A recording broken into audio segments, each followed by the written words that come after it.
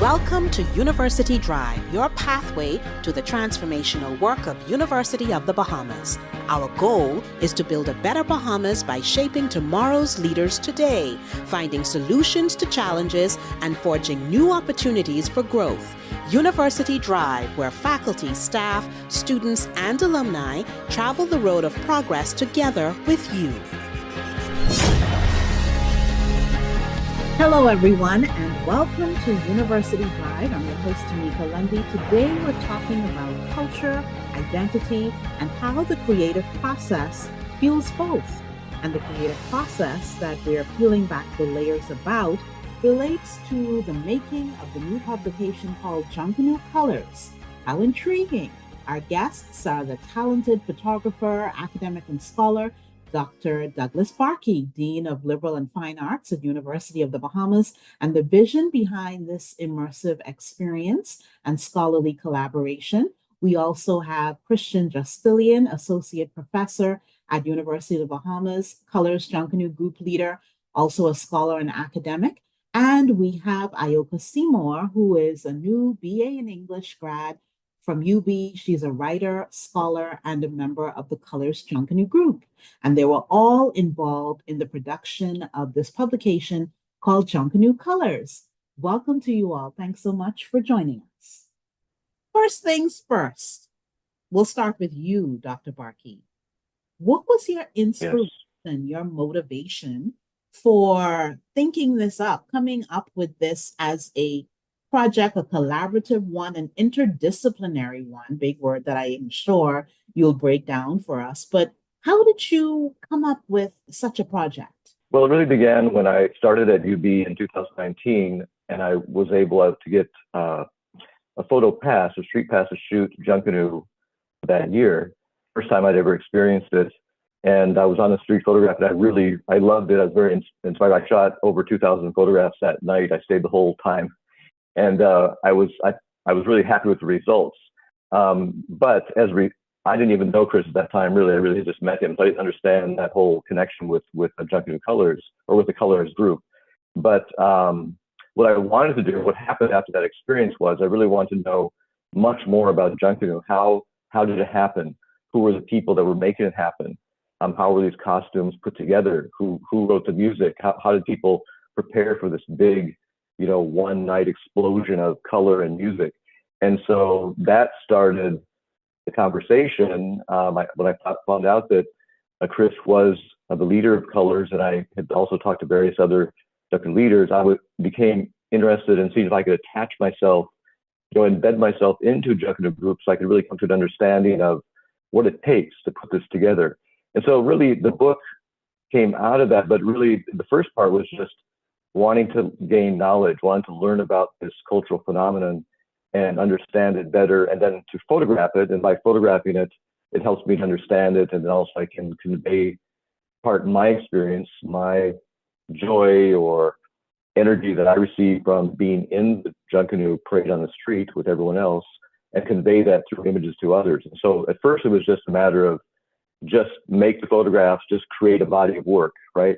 And then after that, over time, that sort of evolved into a book, and looking for writers to write about it, and interviewing Chris for much of the content, and so on. So it was a evolution of a project, really, but started with that one night in 2019 of just participating in Junkanoo as a photographer.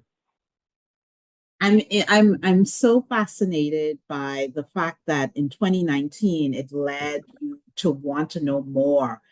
Tell me about the feelings that you had, not only photographing it, but experiencing Junkanoo at that time. Well, I tell you what amazed me was the fans. If you've ever been to a soccer match in Europe or South America, the fans are crazy. Like, they're just constantly yelling for their team. And Junkanoo is the same. It's like I would hear the groups would come down the street, and behind me as I'm photographing, and all these people yell at the top of their voices, "Go, you can do it," and shouting the name of their group, whatever it happens to be. And so that intensity was really interesting. Plus intensity of the actual performers. So they were out there. It didn't feel like, sometimes you go to a parade, like I've been to the Macy's parade in New York many times, And it's pretty professional, and people just kind of march, do the thing, they play some music, but there's really no passion. And on the street in Nassau, you're seeing this incredible intensity, this desire to put it all, leave it all in the street, you know, with all your energy. The fact that they go all night, right, come around again for a second round, you know, there's just so much there to really experience. So I really felt like that energy, the cleverness of the costumes, the way the costumes just took over someone's body, and the way they sort of expanded the body. They were like walking sculptures with this highly energetic human, you know, in the middle of it. Chris Justilien, is anything about what Dr. Barkey just said surprising for you? You know, Junkanoo is very much a part of who we are, and it's such an exciting and invigorating thing.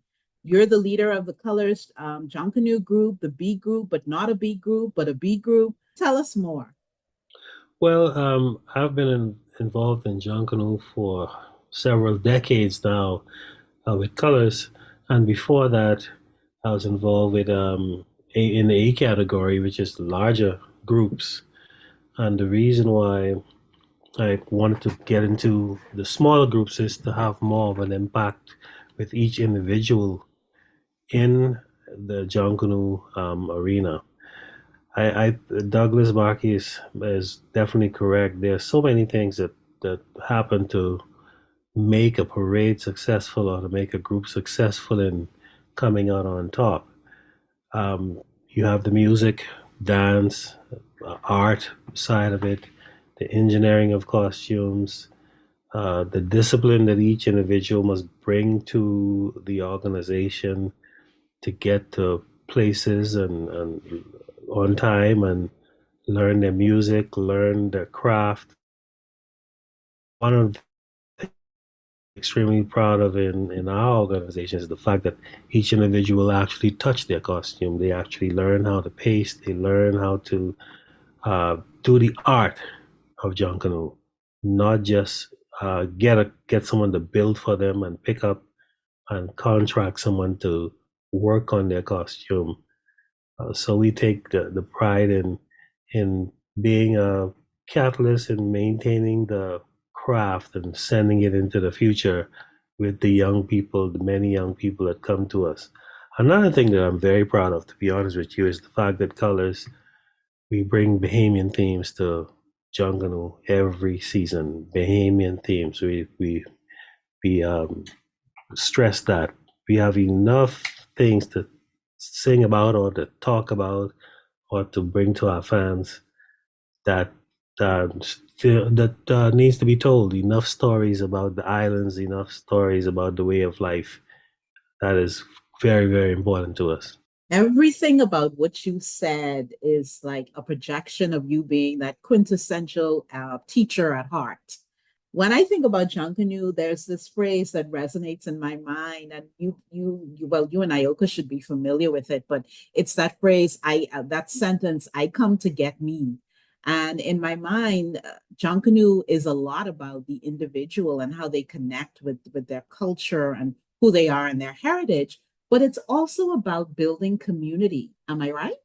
Most definitely. This is one of the few places or a few instances that persons from all walks of life, if you think about it, prime ministers down to the people who are the janitors, the nurses, the doctors, the carpenters, students, young, old, skinny, fat, pretty, ugly, or pretty ugly. They all come together, and there's no chief in this tribe, because the most humble person you can meet may have the talent to build your costume, or maybe the best musician, or maybe the best dancer. There's no classism in this group. Everyone brings something to the table, and there's really little room for discrimination. We're all one. We're all one. And into that cornucopia, right, comes this effervescent personality, this young lady, talented lady, but an old soul, Ayoka Seymour. What led you to want to connect with a project of this nature? You are a writer, but you are also a member of the Colours Junkanoo group. Tell me about how you became connected with this really intriguing project and process. Well, so it's a very interesting question because I just feel like everything fell into place. I'm new to the Junkanoo scene, relatively new. This will be my third season, but I love just behaving. I love Junkanoo. I was a spectator for most of my time. Like Dr. Barkey said, the fans and the energy. That is one thing I do miss. I loved being in the bleachers, cheering for the groups, all the energy. But I I joined Colors the right after the first year after COVID because we were out for a while. Like we didn't have Junkanoo. And I had taken a Junkanoo class actually at UB, English 360, y'all, English anyway, with Nicolette Bethel. And a part of the class is that we're supposed to go to a shack, but there were no shacks open because, like I said, we were closed for COVID. But I was in the class, and one of the questions was, who all has never participated in Junkanoo? And I was the only person who raised my hand, and I was shame, because it's like, I'm a Bahamian. I love our culture, and I've never participated. And that was when I decided I'm definitely, as soon as I get the opportunity, I'm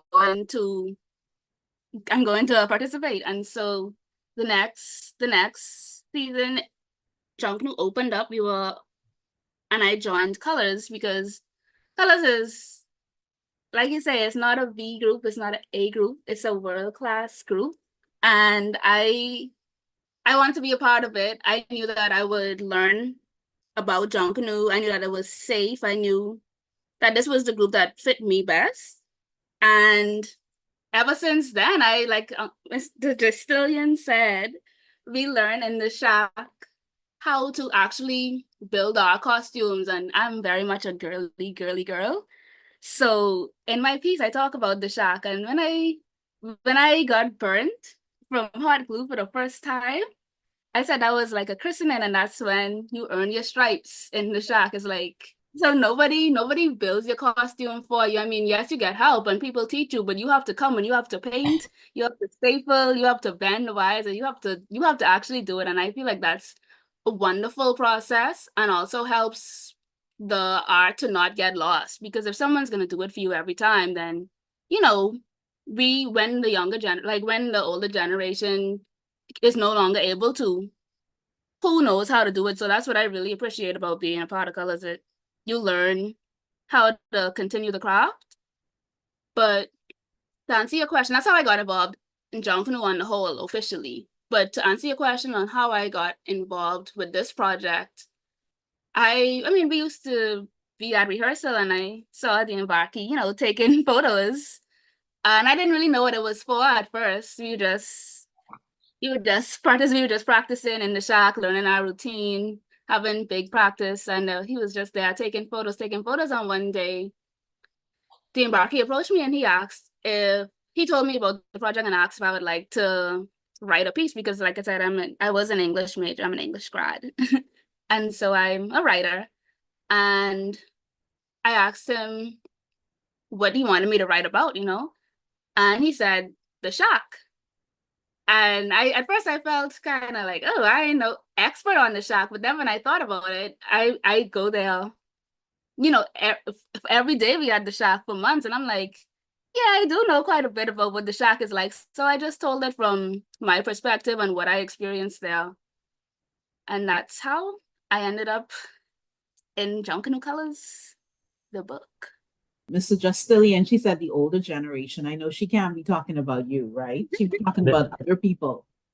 She talking about the older people than me, not me. Yes, not you. You're the younger generation. So, Dr. Barkey, you were in the belly of the Colours Junkanoo group, right? You spent a lot Yeah, of time with them. You're an honorary member. So, right. tell me about the experience and how it all came together in a way that ended up making this publication so special. Well, I think an aspect that makes it distinct from other books on Junkanoo or other photography books is the fact that of the 168 pages in the book, 50 are dedicated to the rush.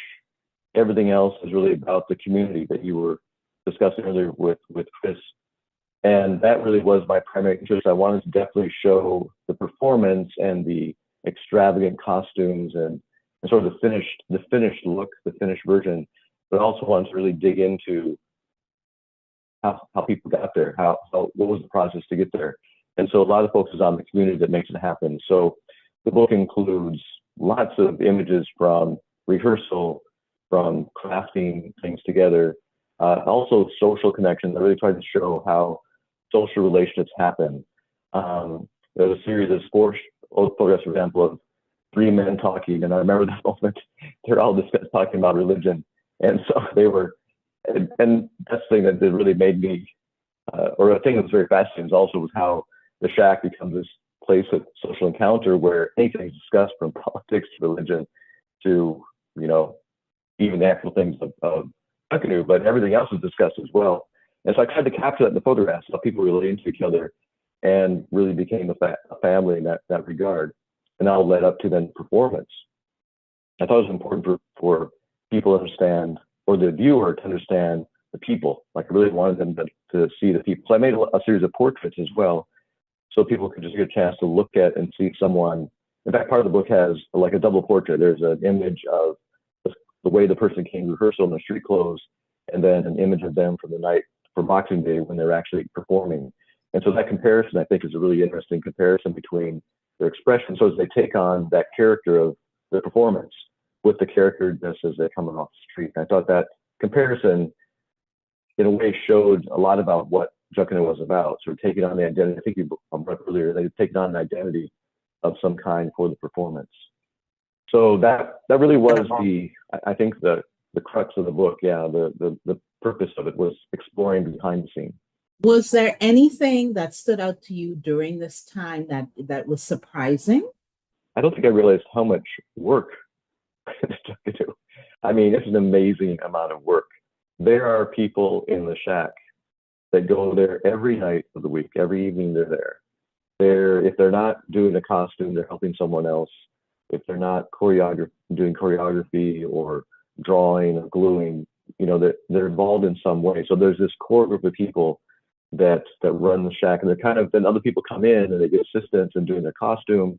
So that part of the amount of work was really pretty intense. The other thing was I saw the costume from zero grow to their final presentation, right? And so the stuff is made out of cardboard with rubber cement and wiring with pasted paper. The transformation is absolutely amazing. And besides my degree in photography, I have a degree in sculpture as well. And so I was very interested in the whole sculptural aspect of Junkanoo, because each costume is sort of like a walking sculpture in a way, like a live living sculpture. And so that whole process was interesting as well, how they're applying sculptural techniques to these costumes and creating these, live, beautiful, colorful, extravagant presentations for Bay Street. There were others who were also a part of this. This is research, correct? What were you careful to do or not to do? What were you careful to preserve and maintain as a research project, even though this is research on such a vibrant and enthusiastic art form? Well, I started with the photographs first as a way of providing direction and providing a content for people to look at. And then when I had those kind of the final group laid together, the sort of the best of the thousands I took, then I invited the writers. I sent that layout to the writers who I just sort of talked with about their interest. And I wanted a diversity of writers. So there is someone like Dr. Singh, who's an anthropologist and writer. There's Dr. Bethel, who writes, also an anthropologist. There's Tia Noglu, who is our curator. There's Ayoka, for example, who is a participant and a writer. So I wanted those different perspectives. So the careful part was providing the photographs as sort of this framework within which people could react. So then people looked at the photographs and they brought their own perspective into it. Someone like Darren Bastian, for example, brought his more of a very poetic response to what it feels like to be out on the street. And so the photographs for him brought him back into the street, and he was responding to what it feels like to be out there sweating in your costume, putting all your energy into it, and the sort of almost the spiritual experience that happens to the individual who's participating. And Dr. Sarsing she had a kind of a unique experience of Rome when she was younger, but she also sort of stepped back for a minute and looked at it from a broader cultural perspective, historical perspective, and about the meaning of Junkanoo and its connection to spiritual expression and not just being a secular thing, which in some ways it's transitioned as it becomes more and more popular, especially when it's being offered for visitors to see. It becomes more like a performance. But she brought out the point of how there's actually kind of a spiritual aspect to it as well. So I think when we talk about the care was bringing it all together to be a focused project, and that didn't go off in any direction where it becomes sort of not incoherent. I wanted the photographs provide the coherency, and the writing provides all the diversity of perspective. Okay, so Ayoka, tell us about what was your piece focused and centered on, and what were you guided by? What things did you want to be careful that you wanted to explain clearly? My piece is on the shack. I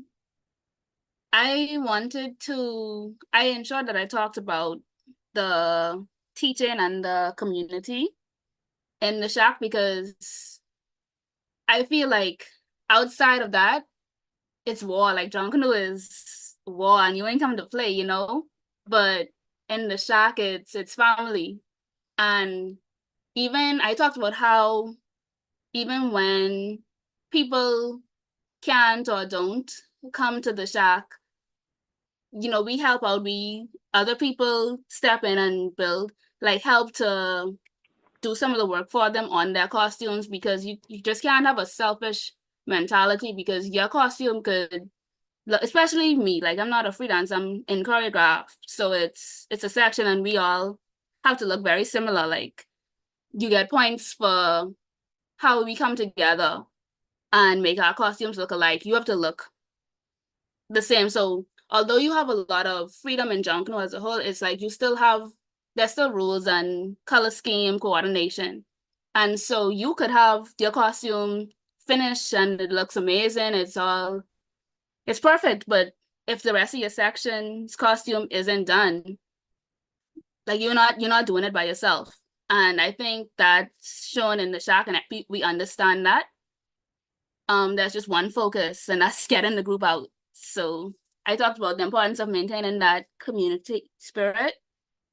I also, like I said, I talked about my first time in the shack, and when it was after practice and I was drinking a bottle of water, and I asked where the garbage was, and someone told me, that they say no garbage, and they just cut the bottle in half and poured like Elmer's glue in it, gave me a paintbrush, and now I had to go work on the costume with that bottle. So it's like we don't waste things, and I think that also kind of it shows the spirit of Junkanoo.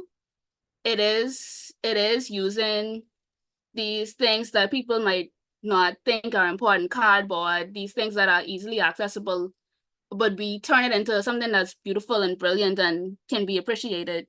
But I also said how you have to experience it to fully appreciate it.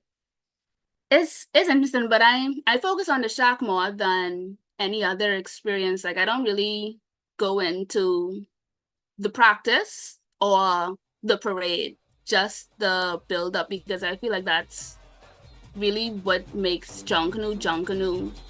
Truly fascinating.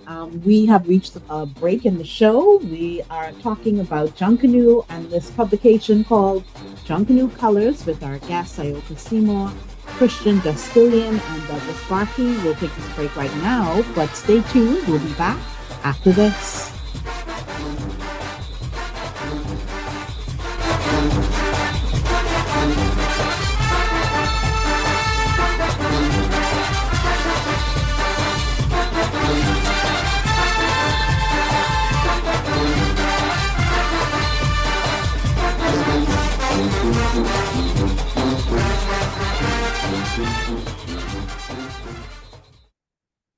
Chapter One Bookstore is proud to serve the students, faculty, and staff of the University of the Bahamas and the community at large. We are the premier choice for the purchase of university textbooks and supplies, and UB logo apparel, paraphernalia, and gifts. We also carry a wide variety of school supplies, learning aids, and leisure books. Visit our copy center for all of your printing, copying, and binding needs. Chapter One Bookstore is located on the ground floor of the Michael H. Eldon Complex on University Drive. Shop with us on Monday through Saturday. You can contact us at 397-2650 or email at chapter1@ub.edu.bs. Follow us on Facebook and Instagram at Chapter One Bookstore. Chapter One, the premier choice.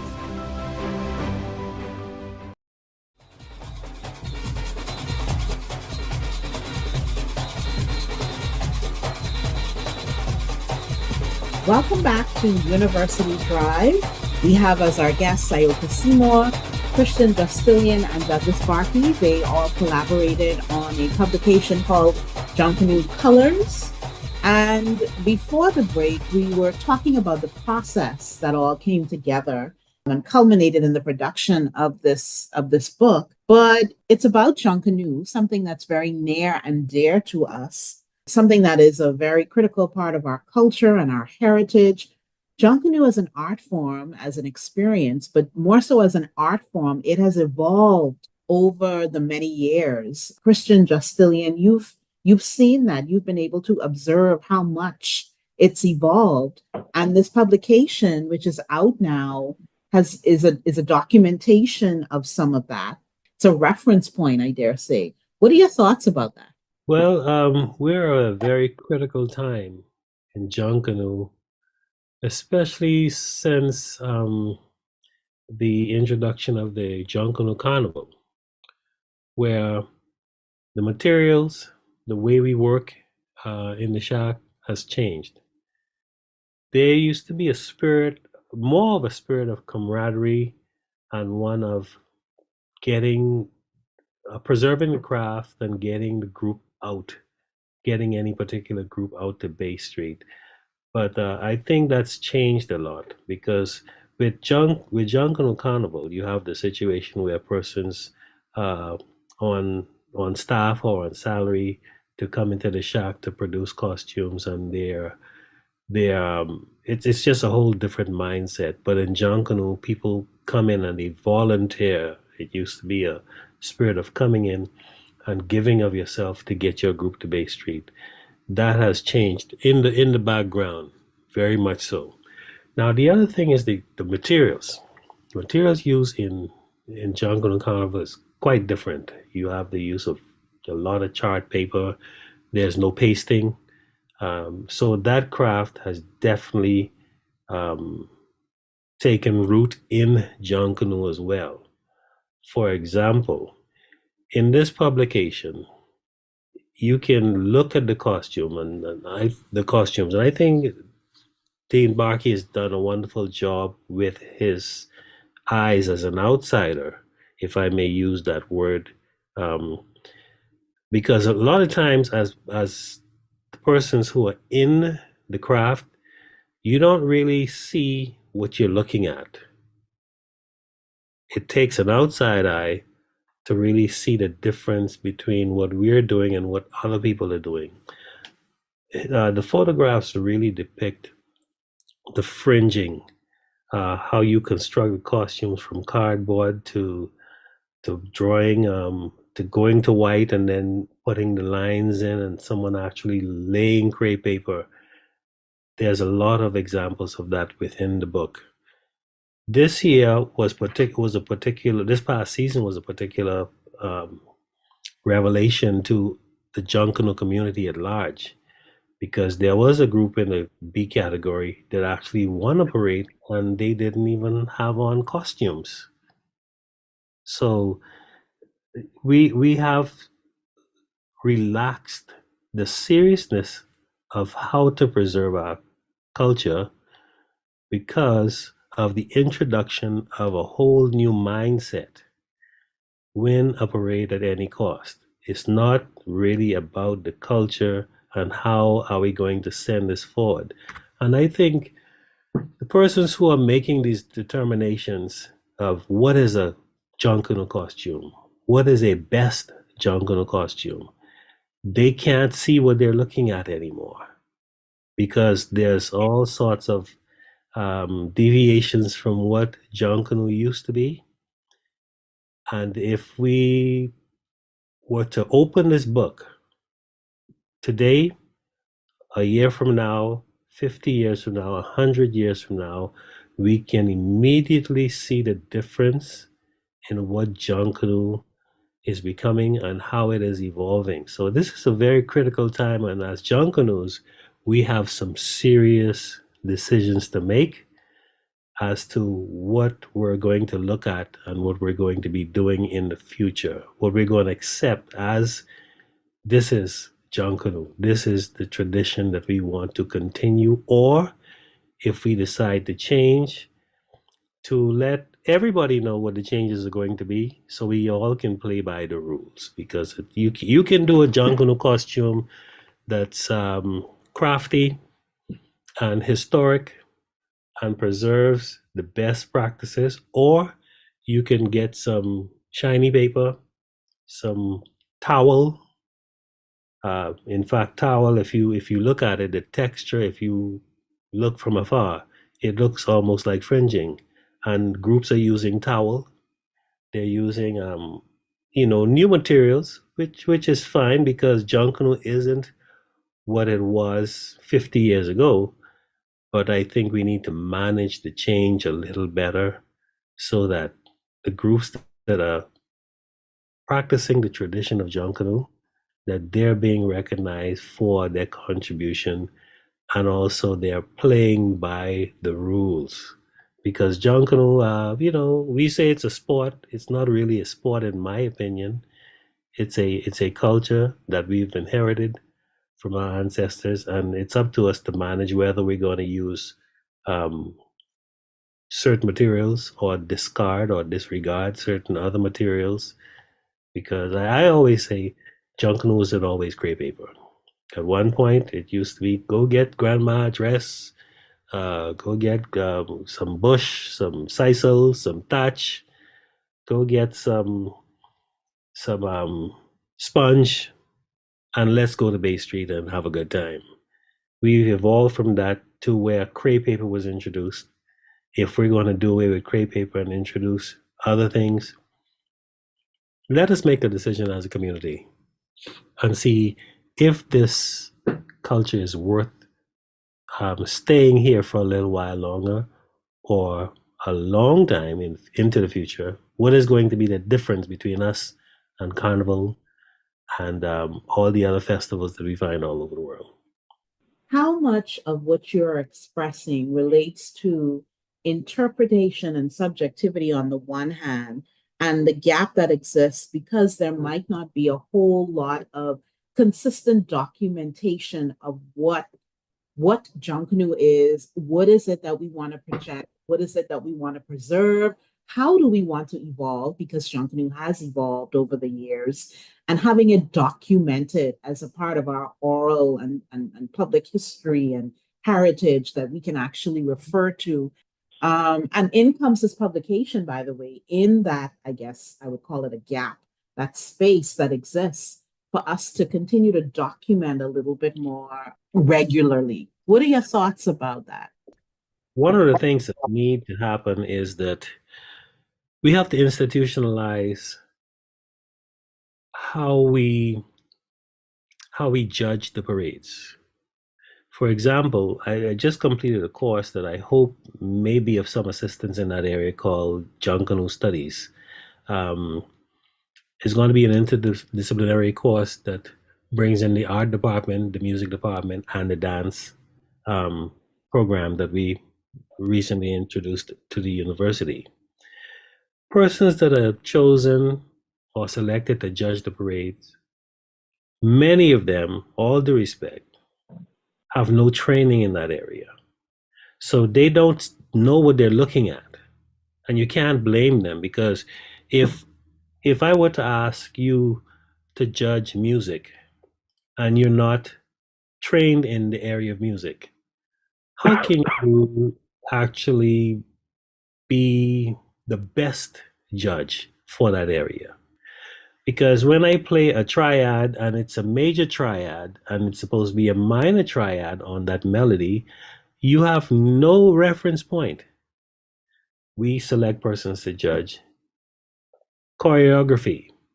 If the choreographer has the training to do certain moves that are traditional in Junkanoo, certain moves that would definitely be a challenge for the section to execute, and someone comes down Bay Street and they're just two-stepping, that person may not even realize, wow, how did this dance section execute this move together? They have no clue. They're looking at movement, yes. They're going by a feeling, but not a training. If I were to have someone judge a costume on the construction and how this costume is able to bounce and move with a person carrying this costume, and it looks like a extraordinarily large costume, but it's carrying with such ease and doing things in that costume that the other person who has a stiff costume that's not moving, that is just coming down the street, and they win that best costume. So the person who is looking at that, if they have no idea of engineering and the work that goes into making that costume stable and stand erect without holding it by the neck to keep it on so it doesn't fall to the side. And if that costume win, we're not really doing the best job at promoting the best practice in all areas. I think several years ago, there was an introduction of using qualified and experienced persons in judging the parades. Persons who knew music were sought after to give their input or to make their determination on what is the best music. Persons who were from the dance community, where they were dance teachers, experienced choreographers, they were the ones who made the determination on what is the best dance choreography. Persons who were in the building area, architects, artists, persons who design and develop costumes, who had that history, they were called on to make the determination on what is a best costume. That is no longer the case. We're getting people, we put out an ad in the paper and ask the general public, would you like to be a Junkanoo judge? And they would sit in a room for a few weeks and put on the road to judge the parades. And many, we do have a lot of good judges, but many of them are not qualified. They don't have the training. And it's not anything bad on them. It's just that the system is not taking into consideration that I cannot sit in a room with no musical, dance, or design training for 6 to 8 weeks and learn about harmony, learn about dance moves, learn about costume construction, learn about the materials. What is crepe paper? What is tennis ball? What do you call tennis ball material? What is towel? What is chart paper? They have no training in that area. So everything looks the same to them, but it is not. And when groups win by taking the shortcuts, it is really a sad day for the ones who are putting the days and the weeks and the months into preserving the actual cultural aspect and the design and the historic aspect of Junkanoo. I invite anyone. You can walk in the Colours Shack any day, any day. We'll unlock the doors. You walk through. You will see pasted costumes in the larger percentage than all other materials used in Junkanoo. And that is my major concern. This book provides you with evidence from the day one when the cardboard reaches the shack on a truck to the time that we're ending the second lap on Bay and Shirley Street, what the costume looked like. And you can see the pasting, you can see the craftsmanship, you can see the theme presentation, you can see the work that goes into getting colors to Bay. I'm glad to hear you address this because it is a long-standing kind of conversation that's been happening. But there is something to be said for paying strict attention to the science and the technique of how these things are produced. These wonderful representations are produced. And Dr. Barkey, you were able to observe that. But as an expatriate, you were also careful to ensure that the colleagues that you invited to collaborate on this project were also experts in their own right? Yeah, that's absolutely the case. And I think, I became very excited about Junkanoo, as I mentioned, when I first saw it, when I first experienced it. And that excitement then became tempered over time as I learned more about the history, the cultural significance of it. I talked to many, many people who are leading thinkers in the Bahamas about Junkanoo or just about cultural identity and so on the way to creating the book. So I sort of immersed myself in some of that before taking it on too heavily. I think Chris mentioned an important thing about my view as an outsider. As an outsider, you sort of bring a new view because you haven't become saturated or used to, or things haven't become old to you yet. And so when I come in, things are new, right? Someone like say Ayoka has rubber cemented things together and put the costumes together. So for her, she's done it many times. When I come in, I'm seeing this process. And so I'm able to kind of step back in a way that someone who's done it 100 times can't, because they've done it so much. So that outside view, I think, is important because it provides a certain new perspective or just a different perspective on it that can be then insightful.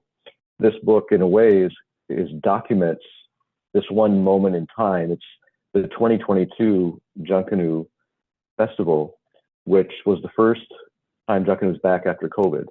So that in itself is kind of significant, but also it captures the current technique. It captured the materials being used, the people involved. So that was very important. And then basically bringing in the writers that added this whole perspective that then they were able to interpret my photographs, provide the photographs context. So in a way, I'm offering, here's my view, right? Here's my perspective, all these photographs I've made, and now you look at it and respond, tell us about your response. The great thing I love about this book is the whole thing that Chris launched into with the all the regulations, the limitations, the way things are organized.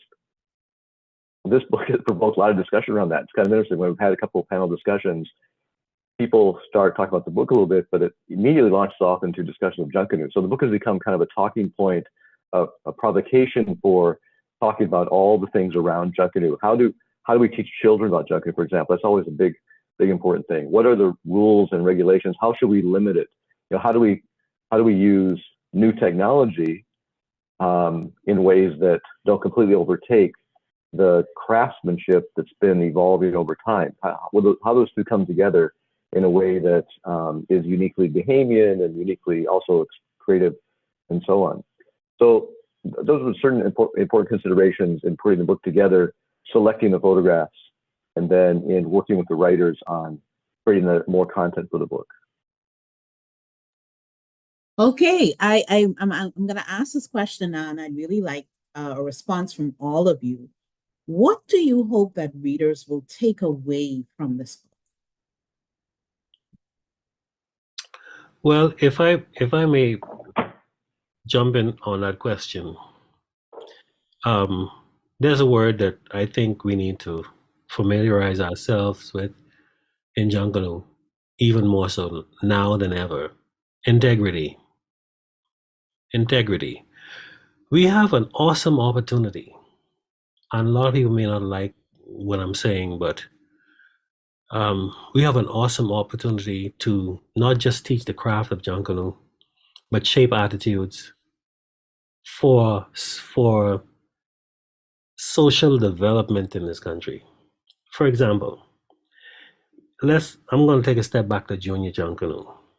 Junior Junkanoo, over the years, I mean, over the decades, I would say, we have a missed opportunity in teaching our young people that they're short in life. For example, I taught at the government high school for nearly 10 years. Even back then, in the 90s, schools and school principals would allow outsiders, persons who graduated or persons who are from other schools, to come in and perform with their Junkanoo, with their schools, with their school, just to win over another school. That is the wrong messaging in my mind. I complained about it back in the 90s, and it's prevalent more so today than ever.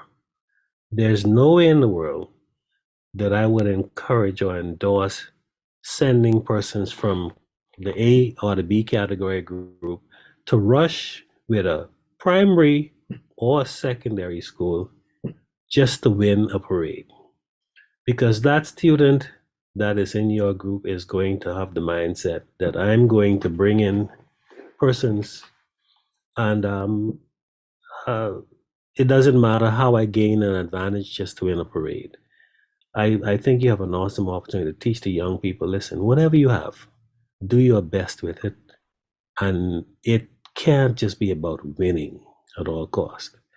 The other thing that I have about the Junior Junkanoo program to complain about, if this is Junior Junkanoo, it should prepare them for Senior Junkanoo. We should do as much as we can to ensure that the students learn how to paste their own costume. If pasting is a part of the senior program, why are we not introducing pasting in the junior program? So the attitudes that we bring into the shack of working together, helping each other out, using the materials that fuel the senior parades, if we don't bring that into the junior parade, make it a part of it, even if it's not to the extent of the senior programs, we have an opportunity to introduce it.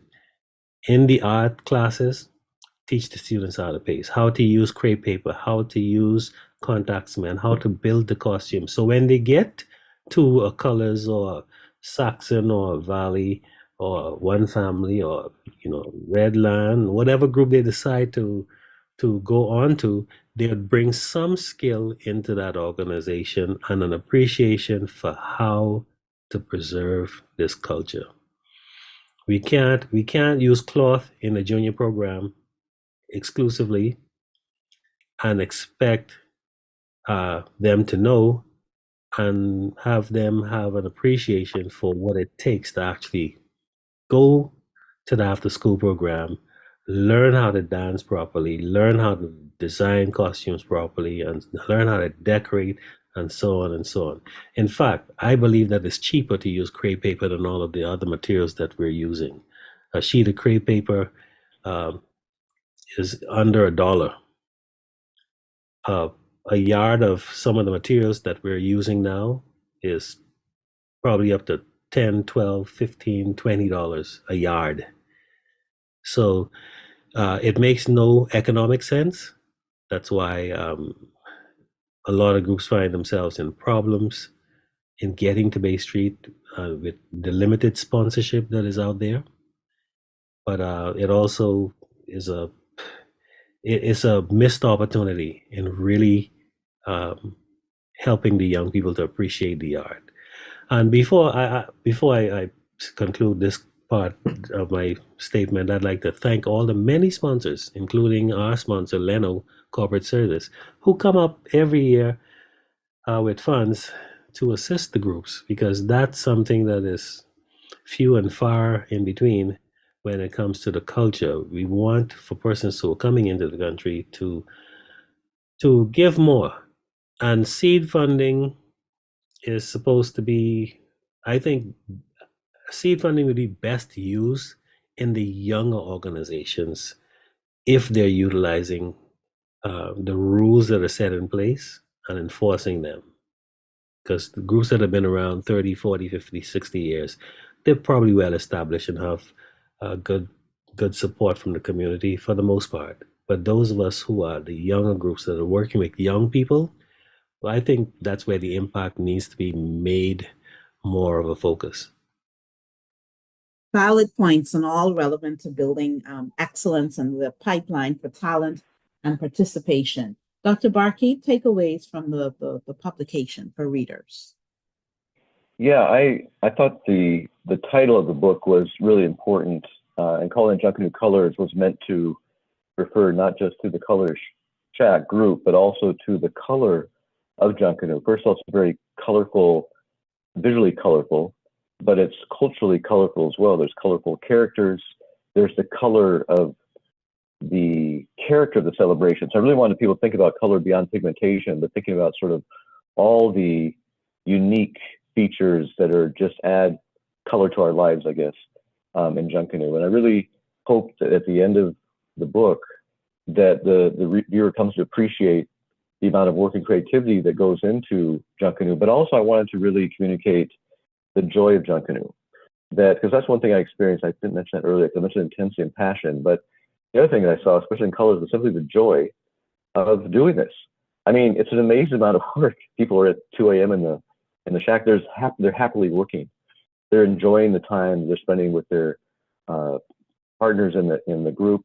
They're enjoying working on even though they're working hard and sweating and just have an intense emotional reaction on Bay Street. It's joyful. They're enjoying it. It's something that just brings joy. So I wanted to, in the book, to bring that same joy to the reader. I wanted to feel that sense of contentment, satisfaction in producing Junkanoo, producing this experience for others. And I think the joy comes from a couple of things. One is the joy of creativity, that you've made something, you produced something. So as Chris mentioned, the fact that people paste up their own costumes and then wear them, that you're showing off your artwork as you go down the street, as you dance, do the choreography you've been practicing for many months and so on.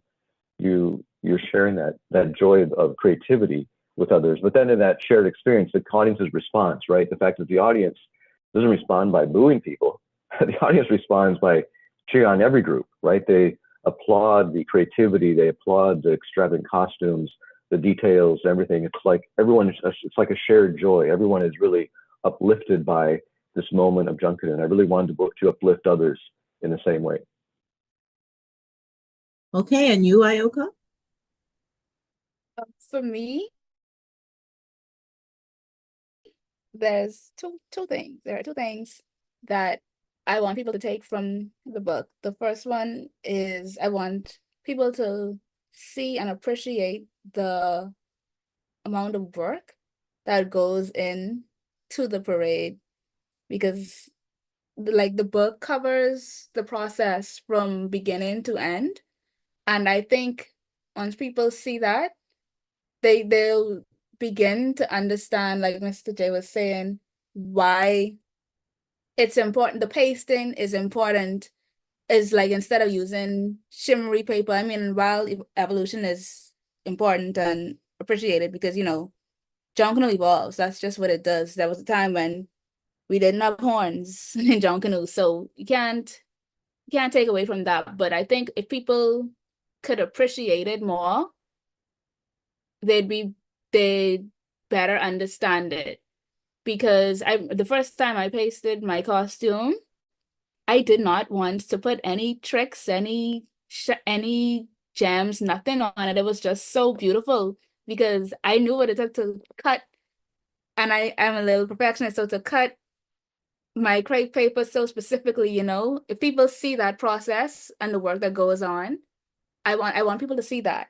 And the second thing I want people to take from this book is the importance of documenting, because the Bahamas were an oral society. We have an oral culture, which I love. Don't get me wrong, I appreciate it. A lot of our stories everything we know, like even what we're talking about, Sarah C., a lot of things we know because people tell us, but where are the books? I mean, there are books, don't get me wrong, on bush medicine, but where are the books? Where are the books on Junkanoo? There are a few. I did a Junkanoo class. We had about 3 or 4 textbooks, and people are writing. And that's what I want people to do more of. Write down what's happening in Junkanoo as it happens, because if we rely on memory, it will get lost. So that's what I want people to take. Well, thank you very much. This has been a really fascinating conversation. And in the few minutes that we have left, I'm going to open it up now for our wrap-up comments from all of you. It's a wonderful piece of work. I invite people who are interested in connecting with Junkanoo and seeing the process of how it comes about to really reach out. Dr. Barkey, I don't know if you want to give information on how people can get a copy of the book who might be interested in reading it. Share that, please. Yes, I'd be happy to. The book is available at our Chapter 1 bookstore. So it's available there. It's also at Logos Bookstore in the Harbor Bay Mall. The Atlantis gift shop is also available there. Well, I want to say it was a pleasure to work with my colleagues on this. I think Chris has been incredible help for me, as well as Dr. Nicolette Bethel. They provided a lot of context to help me understand and really develop the eventual visions. As I mentioned, already evolved from kind of a general project into a very specific product like a book. I think their support and thoughts along the way was really, really important. It's such an interdisciplinary topic, really, when you think about Junkanoo itself, just the fact that the costumes are sculptures, that there's music involved, dance involved, and then there's the actual performance itself. So there's just a lot of different aspects to it, which make it really rich to explore as a photographer. So I appreciate the opportunity. I'm so glad that Junkanoo was created. I had the opportunity to actually get on the street and participate with the Junkanoo Colours group and really make this book that is about them and also about all of Junkanoo.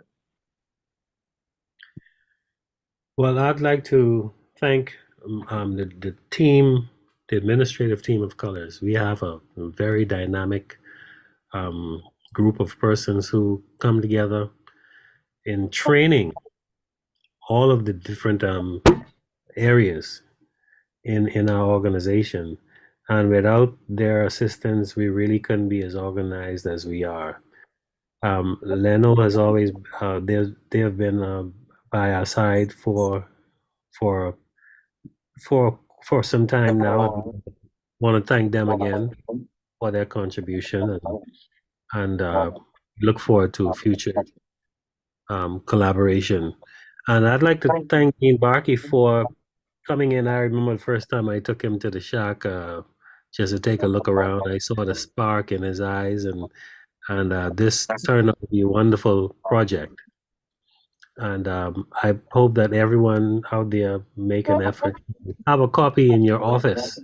Have a copy at your school. Have a copy in our libraries, so that the word can be put out there of how Junkanoo is done, how we're trying to preserve this most significant art form for the future of the country. And I think this is a wonderful contribution to the future of Junkanoo. I would like to say that I'm also honored to be a part of this project, and thank you, Mr. J. Dean Barkey. I'd like to tell people that this, like I said, this is my 3rd season I'm going into, so I'm no expert, I'm learning, and I'm just offering what I have. So get involved. You should get involved in Junkanoo. You should get involved in projects like these. And it's not for people who've been there for decades, for years even. It's yours. Junkanoo is yours, and you could come to get you. Very good. Special thank you to our guests, Christian Justilien, Douglas Barkey, Ayoka Seymour, for joining us for this episode of University Drive. Thank you so much to our listeners for staying tuned in with us for this wonderful conversation. So please continue to stay connected with us. This has been University Drive. Join us again for another episode next time, same place. Take care, everyone.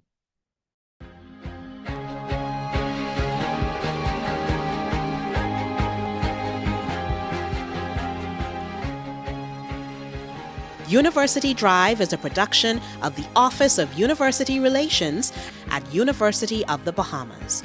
All rights reserved.